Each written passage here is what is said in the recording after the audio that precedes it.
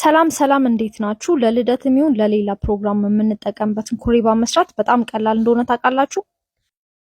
እሱን ለመስራት ፍርኖ ዱቄት፣ የተፈጨ ስኳር፣ ቀረፋ፣ የቀረፋ ጣዕም የማይመቻች ከሆነ ቫኒላ ማድረግ ትችላላችሁ፣ ግን አሪፍ ጣዕም የሚሰጠው እሱ ነው። ከዛ የለውዝ ቅቤ እናደርግና አብረን እነሱን በደንብ እናሻቸዋለን። እነሱን በደንብ ካዋሃድናቸው በኋላ ዘይት ወይም ቅቤ እናደርግና እሱን በደንብ አንድ ላይ እናሸዋለን።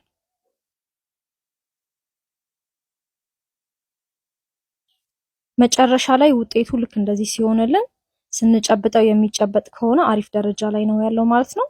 ከዛ በምንፈልገው ቅርጽ እያደረግን እናወጣዋለን። ኩሬባ መብሰልና አለመብሰሉ በከለር ስለማያስታውቅ ተጠንቅቃችሁ አብስሉት። እንደየኦቭናችን ይለያያል። እኔ በመካከለኛ ሙቀት ለ10 ደቂቃ የሚያክል አብስየዋለሁ።